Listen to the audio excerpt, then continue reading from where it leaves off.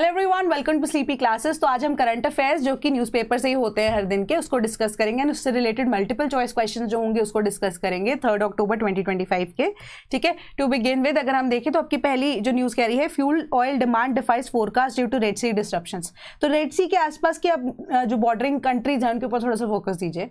Eritrea की बात हो रही है, सूडान की बात हो रही है, देन अब अगर आप देखें थोड़ा बहुत तो हमारा जो सऊदी वाला रीजन है वो है, एंड उसके अलावा अगर आप देखो यमन वाला रीजन आ जाता है एंड इजिप्ट वाला रीजन आ जाता है। देन अगर हम राइट साइड पे थोड़ा सा बात करें तो इजराइल रीजन यहाँ पे फॉल करता है। तो सूडान में भी नो के भी सिचुएशन थोड़ी सी खराब चल रही है, ठीक है, सिविल वॉर के ब्रिंक पे है। यमन में हूदीज जो है ईरान के साथ मिलके जो है जो रीजन है उसको डिस्टर्ब करने की यहाँ पर कोशिश चल रही है। देन उसके बाद जो अब इजराइल वाला थोड़ा बहुत नेशन यहाँ पर बीच में टच करता है रेड सी वाले रीजन को, तो ऑल टुगेदर वहाँ पर भी अभी जियोपॉलिटिकली बहुत ज़्यादा सिचुएशन खराब है। ठीक है, तो यहाँ पर सुएज को लेकर, यानी कि सुएज वाला जो एरिया है या जो रीजन है, सुएज कनाल जो हम बोलते हैं, वहाँ से ट्रेड कैरी आउट किया जाता है रेड सी से होकर European nations and then American nations के आसपास, है ना। तो ये सारी चीज़ें जो है अब यहीं पे ये फोरकास्ट किया जा रहा था कि जो ऑयल की डिमांड है, फ्यूल ऑयल की डिमांड है, वो कम होगी आने वाले टाइम में, है ना। अब सिंस रशिया जो है वो भी ट्रेड कैरी आउट नहीं कर पा रहा है क्योंकि वेस्टर्न सैंक्शंस लगी हुई हैं, but is it actually true? तो इट्स नॉट ट्रू, राइट। तो उसी को लेकर अब यहाँ पर चीज़ें आपको बताई गई हैं कि जो ओरिजिनली अब जो सुएज कनाल को यूज़ किया जा रहा था उसको अब स्विच करने के बाद जो original route that is Cape of Good Hope वाला रूट है उसको फॉलो किया जा रहा है। ठीक है, जो कि एक लंबा रूट है अफ्रीका, यानी कि southernmost tip of Africa के काइंड ऑफ लगा सकते हैं हम, साउथ अफ्रीका के आसपास Cape of Good Hope exist करता है।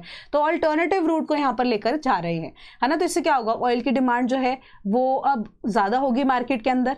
दूसरा यहाँ पर सबसे बड़ी बात है शैडो फ्लीट। शैडो फ्लीट वही फ्लीट जिसको हमने रशिया के कॉन्टेक्स्ट में यहाँ पर पढ़ा था, जिसकी वजह से आप देखोगे कि इलीगल तरीके से रशिया जो है टू द कंसर्न कंट्री अपना जो ऑयल है उसे बेच रहा है ना। तो मैंने आपको ये भी कहा था वहाँ पे पेपर वर्क कंप्लीट नहीं होता, पुराने वेसल्स 15-20 साल पुराने वेसल्स जो हैं उस पर फेक पेपर्स या फोर्स पेपर्स के थ्रू यहाँ पर ट्रेड कैरी आउट किया जा रहा है। वेस्टर्न नेशन ने सैंक्शन किया, ऑल द बाकी नेशंस जो है वो ये कैरी आउट कर रहे हैं ट्रेड विद रशिया।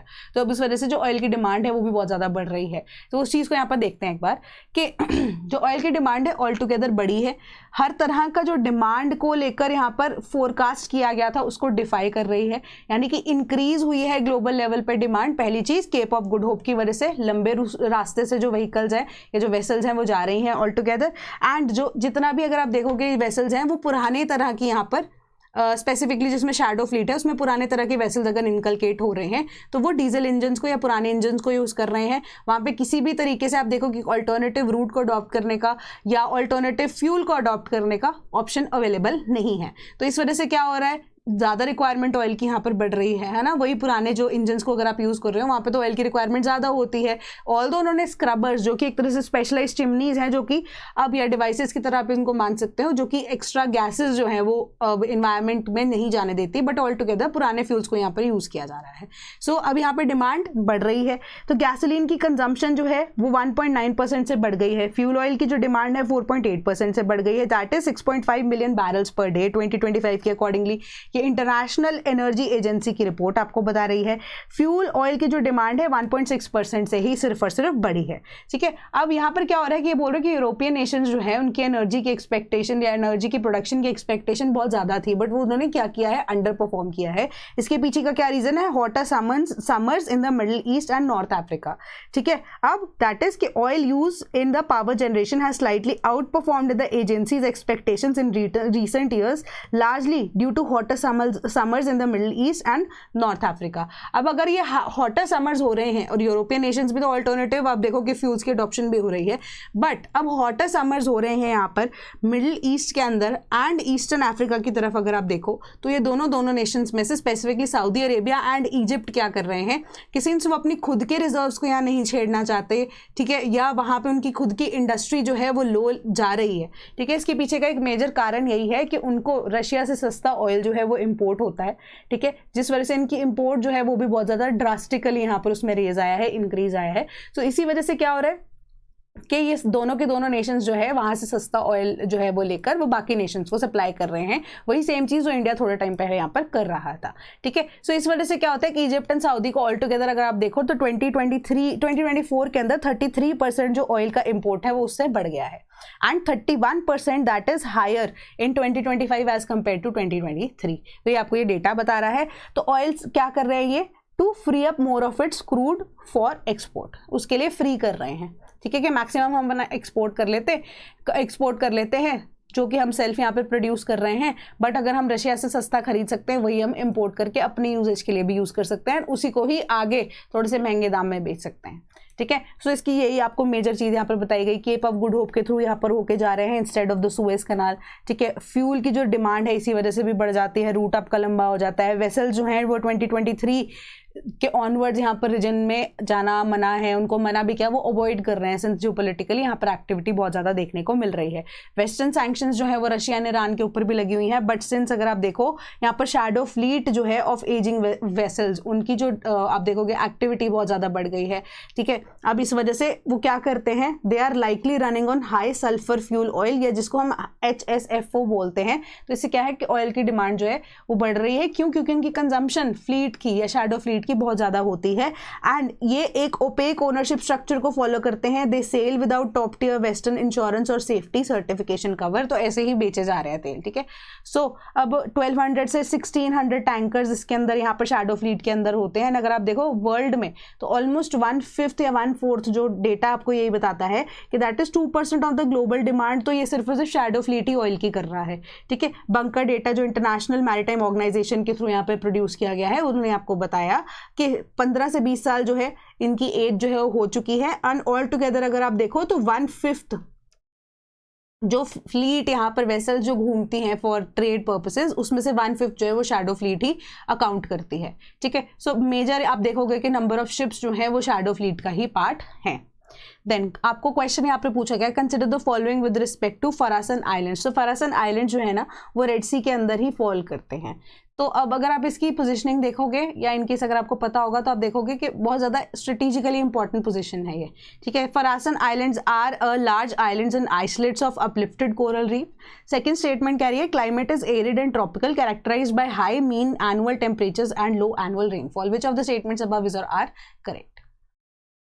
इसका करेक्ट आंसर यहाँ पर क्या बनता है? ऑप्शन नंबर ए, ठीक है, क्योंकि ऑप्शन नंबर 2 या स्टेटमेंट नंबर 2 अगर आप ढंग से पढ़ोगे ना यहाँ पे वो बहुत ज़्यादा अपने आप में ही कॉन्ट्रडिक्टरी है, ठीक है। कि मैंने आपको चलो बता दिया कि रेड सी के अंडर ये फॉल करती है, तो एरिड रीजन के अंदर ही है, सऊदी के आसपास यहाँ पर है, ठीक है, तो एरिड रीजन में ही फॉल करती है।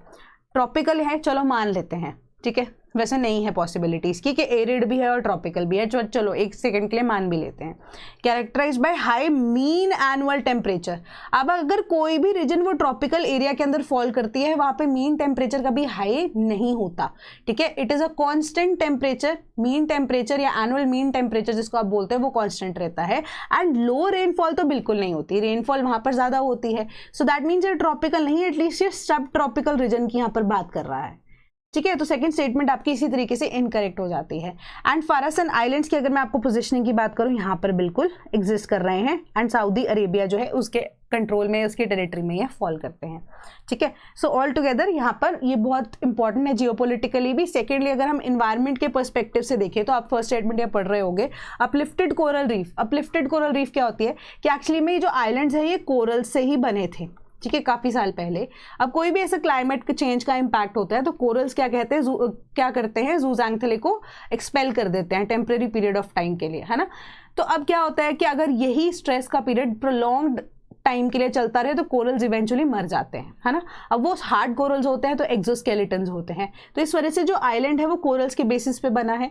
तो ये कोरल्स की ही अगर आप लगा लीजिए एक तरह से डेड बॉडीज़ की ऊपर, जो कि वंस दे वर अलाइव, इन्हीं डेड बॉडीज़ के ऊपर ये आइलैंड बना है, ठीक है। तो because of these dead bodies अब क्या हो रहा है कि जो कोरल्स ने क्या किया है, जो आइलैंड का आप कह सकते हो लैंड है जो बनाया कोरल्स ने, वो हल्का सा अपलिफ्ट हो गया है, नॉर्मल सी लेवल से थोड़ा सा ऊंचा उठ चुका है। तो इस वजह से इसको अपलिफ्टेड कोरल आइलैंड भी बोलते हैं, या अपलिफ्टेड कोरल रीफ की तरह भी इसे माना जाता है, इसे बोला जाता है, ठीक है। सो इसी के अकॉर्डिंगली आप इसे एक बार गो थ्रू कर लेना।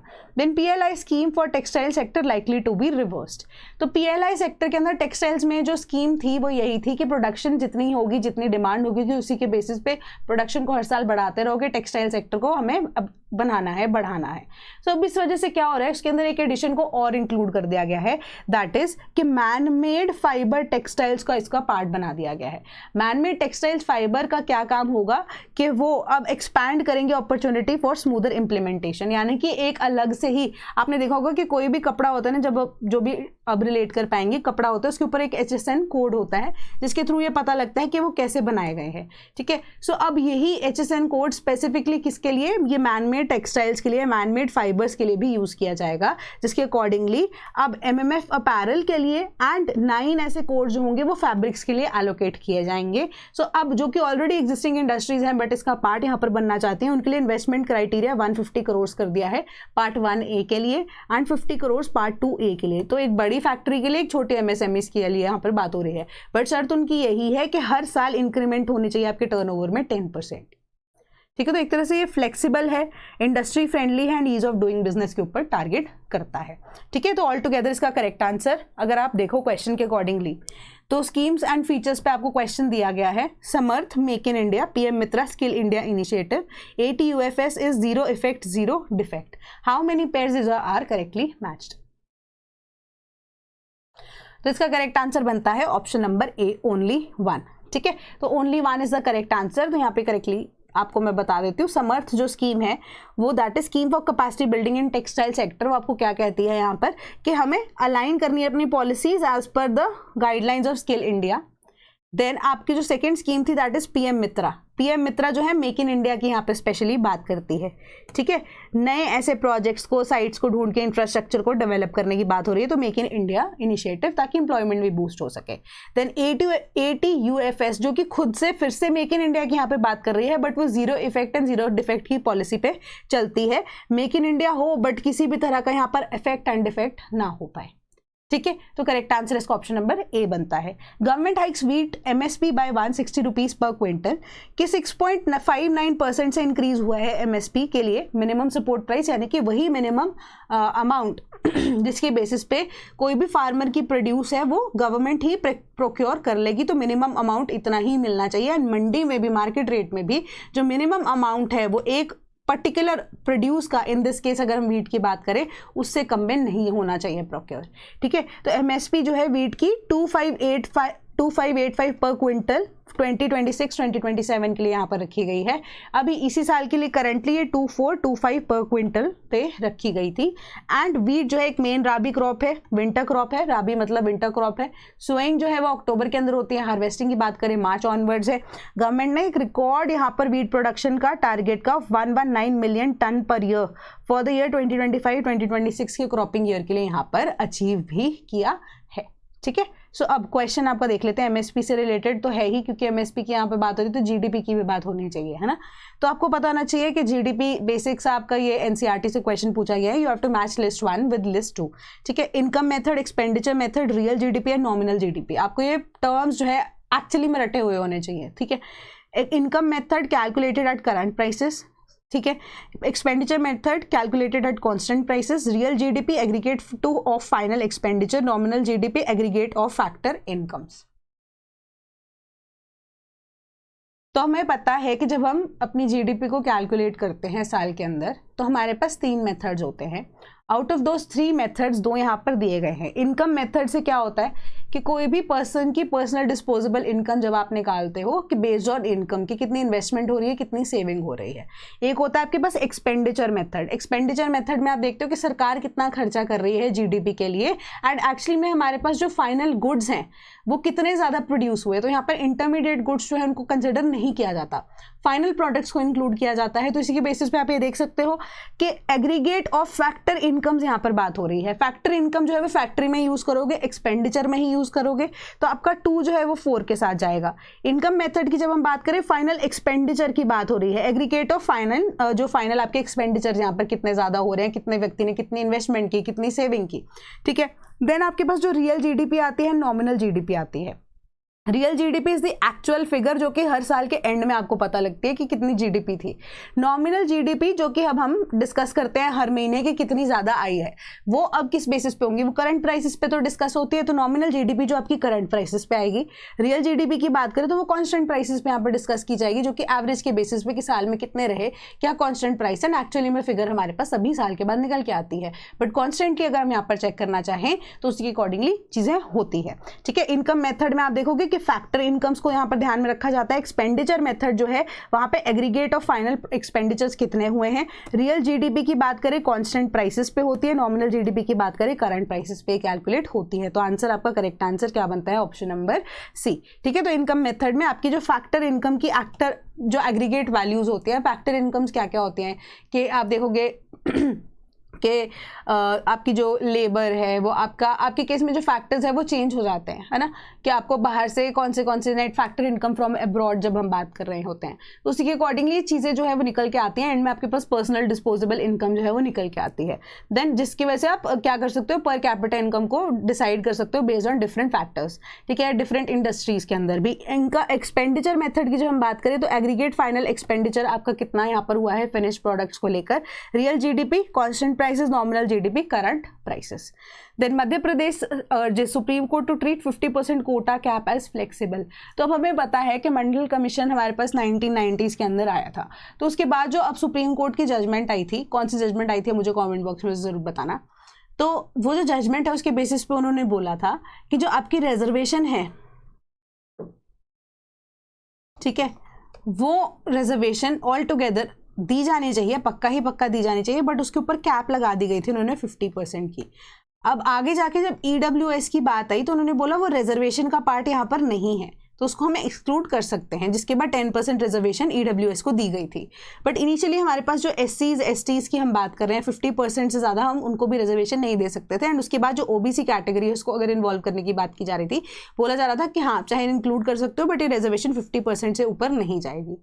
ठीक है, अब उसी के बेसिस पे इसी 50% के कैप को डिफाइन करते हुए मध्य प्रदेश ने जो अपनी लेजिस्लेटिव असेंबली है वहां पर एक एक्ट को पास किया है।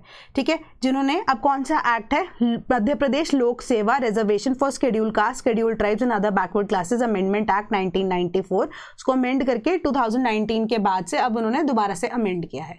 तो अब ये सीख क्या कर रहा है कि 50% जो कैप आपने लगाया है पब्लिक सर्विस कमीशन की हायरिंग के लिए, एटलीस्ट बिकॉज अब ये एक्सेप्शनल केस है तो पब्लिक सर्विस कमीशन की जो हायरिंग हो रही है तो इसमें 50% कैप जो है वो हटा दिया जाए। ठीक है, अब यही स्पेशल सर्कमस्टांसेस को सुप्रीम कोर्ट जो है प्लीज मद्देनजर रखे, सिंस OBC जो है क्लास है अपने आप में ही उनको अगर हम रिजर्वेशन यहाँ पे प्रोवाइड कर रहे हैं, बट आप ये देखिए कि OBC का नंबर as compared to SC STs बहुत ज़्यादा है। ठीक है, जो उनके अंदर सब कास्ट या कैटेगराइजेशन है वो कंपैरेटिवली बहुत ज़्यादा है, ऑल्दो इसमें creamy layer non creamy layer included है, बट OBC के लिए यहाँ पर रिक्वायरमेंट ज़्यादा है। तो अब रिजर्वेशन का मेजर आइडिया क्या था, अपलिफ्ट करना उन्हीं बैकवर्ड क्लासेस को या backward people of the society जिनको अपॉर्चुनिटी यहाँ पर नहीं मिली गई है। तो एज अ वेलफेयर स्टेट या as a welfare with respect to के जो मध्य प्रदेश अपने स्टेट के अंदर यहाँ पर इनकलकेट करना चाहते हैं, कि उन्होंने बोला कि एक एक्सेप्शन या फ्लेक्सिबल गाइडलाइन जो है आप प्लीज इसे कंसिडर कीजिए। ठीक है, सुप्रीम कोर्ट ने इसे बोला है कि अब they are considering this matter, इसके ऊपर जो हेयरिंग है वो भी होनी है, फाइनल डिसीजन क्या होगा उसके बेसिस पे होगा, जो भी डिसीजन होगा उसे डिस्कस करेंगे। तो सिंपल सा क्वेश्चन है कि other backward class refers to socially and educationally backward class. B आपका ऑप्शन कह रहा है part of SC STs, C आपका कह रहा है dominant caste, D economically potentially powerful classes. Simple सा आइडिया है, they are not the part of SCs and STs। ठीक है, क्योंकि इनको अलग से scheduled caste and scheduled tribes क्यों बोला गया है, क्योंकि अब जो हमारे कॉन्स्टिट्यूशन में डिफरेंट शेड्यूल्स हैं, जब हम शेड्यूल 5 शेड्यूल 6 की यहाँ पर स्पेसिफिकली बात करते हैं तो वो STs के साथ डील करते हैं, इवन कि SCs के साथ सर्टन शेड्यूल जो है वो डील करते हैं, है ना। तो अब वो शेड्यूल के अंदर मेंशन है इसलिए उनको कॉन्स्टिट्यूशन में सिंस उनको तभी SCs एंड STs बोला जाता है। डोमिनेंट कास्ट में अगर ये होते तो ऑटोमेटिकली इनको रिजर्वेशन की रिक्वायरमेंट नहीं होती। Economically and politically powerful classes ये ज़रूर हैं, बट ये socially and educationally backward classes है, तभी इनको रिजर्वेशन की यहाँ पर ज़रूरत पड़ी। तो करेक्ट आंसर इसका ऑप्शन नंबर A बनता है, सिंस अब economically and politically powerful classes में है, बट सभी के लिए एप्लीकेबल यहाँ पर नहीं होता है, ठीक है। कुछ सर्टन जो क्रीमी लेयर की हम बात करते हैं वो इसका पार्ट है, बट ऑल टुगेदर अगर हम देखें तो socially and educationally backward class में ओबीसी काउंट होते हैं। Then Pakistan will get a reply for aggression at Sir Creek, Rajnath ji ने ये बोला। तो अब अगर हम देखें तो यहाँ पर मुद्दा कुछ नहीं है, सर क्रीक को लेकर उन्होंने यहाँ पर आइडिया दिया कि जो ये डिस्प्यूट बार बार रेज हो रहा है, एंड आइडिया वाज कि अब जितना भी पाकिस्तान अपनी नेवी जो है उन्होंने काफ़ी ज़्यादा इस क्रीक वाले रीजन के अंदर उनको एक्टिवेट कर लिया था, एक तरह से वार्निंग ही उन्होंने यहाँ पर दी उसके आप कह सकते हो जवाब में। अभी सिर्फ और सिर्फ ये नॉर्मल बात है, ज़रूरी नहीं है एस्केलेशन हुई है कुछ, है ना, मूवमेंट तो होती रहती है ट्रूप्स की, बट उसके पीछे का एक्चुअल रीज़न क्या है उसका हमें नहीं पता है, ठीक है। तो उन्होंने ये बोला कि अब हमें एज एन एस्पिरेंट यहाँ पर सर क्रीक का जो मुद्दा है उसे समझने की ज़रूरत है।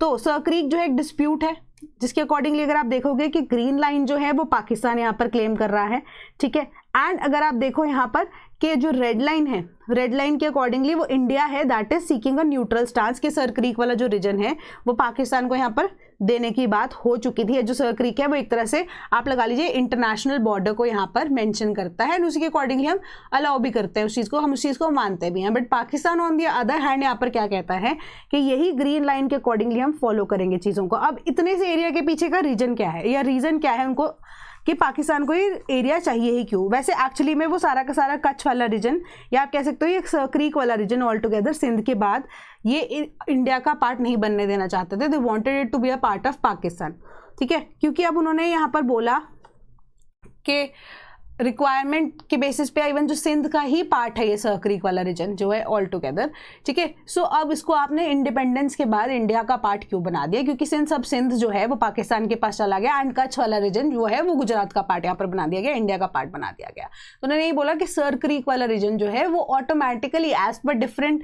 मैपिंग्स की 1927 की किसी 1925 के मैप की किसी के उन्होंने यहाँ पर जो है बात की गई, ठीक है। तो इंटरनेशनल ट्राइब्यूनल में भी उन्होंने ये चीज़ बोली कि जो आपका ये टॉप मोस्ट पॉइंट है यहाँ से लेके सेंट्रल पॉइंट पे जो रेड लाइन है वो आपका इंटरनेशनल बॉर्डर की तरह यहाँ पर काउंट होगा और India is okay with it, ठीक है। बट पाकिस्तान ही है ऑल टुगेदर वो ग्रीन लाइन वाली तरफ यानी कि सर क्रीक वाला रीजन जो है उसको भी यहाँ पर लेना चाहता है, यानी कि ये आप एस्चुरी वाला रीजन देखोगे तो इसको यहाँ पर जो है जो पाकिस्तान है वो क्लेम करता है, ठीक है। थोड़ा सा और मैं डिस्प्यूट आपको क्वेश्चन के थ्रू समझाऊंगी। पहली आपकी जो स्टेटमेंट कह रही है कि Sir Creek is 96 kilometre tidal estuary of uninhabited marshlands. Second statement कह रही है Sir Creek holds great military value but little economic importance. Which of the statements above is और आर करेक्ट? इसका correct answer option number A, ठीक है।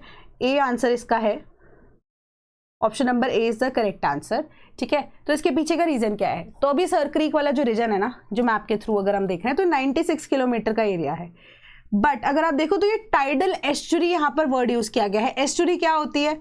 वो एरिया या आप देख सकते हो कि ब्रांचेस की तरह है ये एरिया, बट ये हमारे कोस्ट लाइन का पार्ट बनती है एंड ये वो रीजन होती है जहाँ पर रिवर जो कि एक फ्रेश वाटर रिवर होती है, रिवर्स तो फ्रेश वाटर ही होती है, they meet a larger sea या larger water body. In this case Arabian sea की बात हो रही है, यानी कि अब अरेबियन सी के अंदर जब वो मिल रहे हैं तो एक एस्चुरी की फॉर्मेशन हो गई। तो टाइडल का मतलब कि अब टाइड जो है यहाँ पर है तो टाइडल रीजन के अकॉर्डिंगली यहाँ पर आप क्या कह सकते हो, आप डेवलपमेंट भी कर सकते हो अपने जो प्रोजेक्ट्स की विद रिस्पेक्ट टू टाइड्स, ठीक है। इलेक्ट्रिसिटी प्रोडक्शन हो सकती है, प्लस दूसरी चीज यहाँ पर यही है कि गैस रिजर्व्स सर क्रीक के अंदर पाई गई हैं, ठीक है, जिस वजह से इकोनॉमिक वैल्यू इनकी बहुत ज्यादा है। दो मिलिटरीली अगर हम देखें तो इनकी वैल्यू इतनी नहीं है, ठीक है बट इतनी नहीं है सिंस ये मार्शलैंड्स हैं जो कि अनइनहैबिटेड हैं। मार्शलैंड पानी खड़ा रहता है यहाँ पे, अनइनहैबिटेड है, लोग यहाँ पर नहीं रहते हैं बट फिशिंग के लिए जरूर जाते हैं। तो इतने से रीजन के पीछे पाकिस्तान यहाँ पे मुद्दा इसलिए क्यों कर रहा है? क्योंकि इकोनॉमिक वैल्यू जुड़ी हुई है इसके साथ।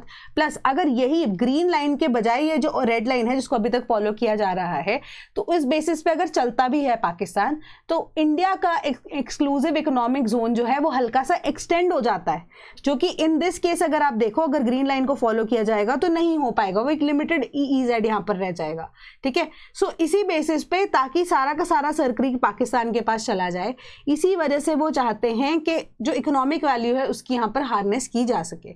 बट इंडिया को यहां पर कोई प्रॉब्लम नहीं है with the current border dispute. तो इंटरनेशनल ट्राइब्यूनल ने यही चीज बोली थी कि जहां पर अभी आपका सर क्रीक है उसके अकॉर्डिंगली एक सेंटर लाइन आप दोनों खींच लीजिए कंट्रीज, ये सेंटर लाइन जिसको फॉलो करते हुए यहाँ पे चल रहे हैं, उसी के बेसिस पे आप इंटरनेशनल बॉर्डर जो है उसको फॉलो करोगे। बट ये चीज़ पाकिस्तान को यहाँ पर मंजूर नहीं है, इंडिया को कोई प्रॉब्लम यहाँ पर नजर नहीं आती है। तो ये आपका बेसिक सा क्वेश्चन था, जो कि अब आप बता सकते हो कि 96 किलोमीटर की टाइडल एस्चुरी है, अनइनहैबिटेड मार्शलैंड्स की, एंड ग्रेट यहाँ पर इकोनॉमिक वैल्यू है, बट अगर आप देखो लिटिल मिलिट्री वैल्यू इससे जुड़ी हुई है। ठीक है, तो करेक्ट आंसर जो है इसका स्टेटमेंट नंबर ए यहाँ पर करेक्ट हमारी है। तो यहाँ पे ऑल टुगेदर आप इसे इन डिटेल यहाँ पर पढ़ सकते हो। तो डिस्प्यूट क्या है उसके बारे में आपको यहाँ पर बता दिया गया है। Private project plans in first half of fiscal at 15 year high. तो यहाँ पर ये बोला गया आपको, मेजर सी बात है, आपको मैं आज होमवर्क दूंगी। ठीक है, तो आपकी स्टेटमेंट जो है ना, या जो न्यूज़ आपकी यहाँ पर यही बोल रही है कि इंडिया में हमारे पास एक तो प्राइवेट सेक्टर है, एक हमारे पास गवर्नमेंट सेक्टर है, एक हमारे पास फॉरेन इन्वेस्टमेंट के थ्रू जो सेक्टर्स हैं वो हैं। आउट ऑफ ऑल दीज 3 जितने भी प्रोजेक्ट्स हैं पिछले 15 साल में, प्राइवेट सेक्टर के अकॉर्डिंगली अगर हम देखें पिछले 15 साल के डेटा को कंपेयर करते हुए ड्रास्टिकली अगर आप देखो तो 96% जो कंट्रीब्यूशन है ऑल टुगेदर वो प्राइवेट सेक्टर की है। यानी कि जो नए नए प्रोजेक्ट्स हैं वो प्राइवेट सेक्टर के ही यहाँ पर ग्रो हुए हैं। गवर्नमेंट के प्रोजेक्ट्स जो हैं वो इतने ज़्यादा यहाँ पर आप देखोगे कि नहीं है। एंड अगर हम फॉरेन कंपनीज की बात करें तो अगर आपने न्यूज़ को रिसेंटली फॉलो भी किया होगा, ठीक है, FDIs या इवन की जो फॉरेन इंस्टीट्यूशंस हैं वो तो इंडिया से अपना पैसा वो विड्रॉ करते जा रहे हैं।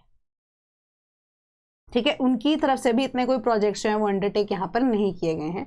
उसी से रिलेटेड आपको यहाँ पर डेटा दिया गया है क्या क्या है, एंड इसको एक बार आप गो थ्रू कर सकते हो। तो सिंपल सी बात है, कुछ नहीं है, आपको मैंने मेजर न्यूज़ ये बता दी है कि प्राइवेट सेक्टर इंडिया का ड्रास्टिकली ग्रो कर रहा है, गवर्नमेंट सेक्टर एक तरह से स्टैग्नेंट है with respect to industries, and FDIs की बात करें वो भी आप कह सकते हो कि विड्रॉल के बेसिस पे यहाँ पर चल रहा है, कि उनकी भी ज़्यादा यहाँ पर इतना ज़्यादा नहीं है। तो ऑल टुगेदर अगर हम देखें तो प्राइवेट सेक्टर इंडिया का नेचुरली अगर ग्रो कर रहा है, इट इज़ अ गुड या प्लस पॉइंट फॉर इंडिया के हमें गवर्नमेंट के ऊपर इतना डिपेंडेंट नहीं हो पा रहा होना चाहिए। ठीक है, या इवन की जो फॉरेन कंपनीज है जो इंडिया में इन्वेस्ट करती हैं उनका भी खतरा रहता है कि किसी भी टाइम पे अगर उनकी कंट्री के साथ कोई ऐसा इशू हो जाता है इंडिया का, है ना, तो वो पैसा विड्रॉ कर लेंगे। तो शेयर मार्केट अगर आप देखो ऑल टुगेदर कोलैप्स हो जाती है, क्योंकि इंडस्ट्रीज कोलैप्स होने की वर्ज पे आ जाती हैं। तो इसी तरीके से प्राइवेट सेक्टर अगर ग्रो कर रहा है, it is a very good thing for India, है ना, कि हम मैन्युफैक्चरिंग सेक्टर में या डिफरेंट सेक्टर्स में अच्छे से परफॉर्म कर पा रहे हैं। तो मेजर सी बात आपको ये चीज़ बताई गई है।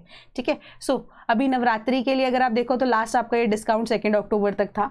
तो अब स्पेशल अनाउंसमेंट के लिए मैंने आपको ये एक चीज़ जो है, अगर आप फॉलो करते हो न्यूज़ को, and if you want to become a part of the sleepy family, ठीक है, तो ये डिस्काउंट अब आपका ख़त्म हो चुका है। तो अब आपको मिनिमम डिस्काउंट कहीं पे भी अगर आप फ़ोन करोगे कितना मिलेगा, 10% ही मिलेगा। ठीक है, but there is a catch. एक स्पेशल कोड जो है मैं लेकर आई हूँ आपके लिए, जो सिर्फ और सिर्फ एप्लीकेबल होगा टू ऑल द स्टूडेंट्स जो कि यहाँ पर सिर्फ और सिर्फ मेरी वीडियो देखते हैं। तो अगर आप कोड लगाएंगे न्यूज़, ठीक है, तो आपको वो 10% नहीं, आप 15% डिस्काउंट डायरेक्टली अवेल कर सकते हो। ठीक है, and it is applicable for this weekend, till weekend only, till Sunday only. अगर आप देखो तो अगर आप कोई भी कोर्स को परचेज करना चाहते हो, through out all the courses अगर आप कोई कुछ भी परचेज करना चाहते हो तो 15% आपको डायरेक्टली यहाँ पर डिस्काउंट मिल जाएगा अगर आप ये कोड न्यूज़ को अप्लाई करते हो। ठीक है, कोई भी कोर्स को अगर अप्लाई करते हो आप, तो ठीक है, कोई भी कोड के लिए या कोई भी कोर्स के लिए अगर आप ये कोड को अप्लाई करते हो तो सिमिलर तरीके से आपको ये अवेल कर सकते हो आप 15% डिस्काउंट। तो अब GS के फाउंडेशन बैचेस 2026 के भी अवेलेबल है, 2027 के भी अवेलेबल है। You can go on our website also, check out those courses. तो 1800-890-304 हमारा टोल फ्री नंबर है, उस पर भी आप हमें कांटेक्ट कर सकते हैं, या sleepy.class@gmail.com तो है ही है। कमेंट सेक्शन आपके पास अवेलेबल है, कोई भी डाउट होता है तो मुझे ज़रूर बताइएगा। Same goes for the test series. That is all from my side today. Thank you so much.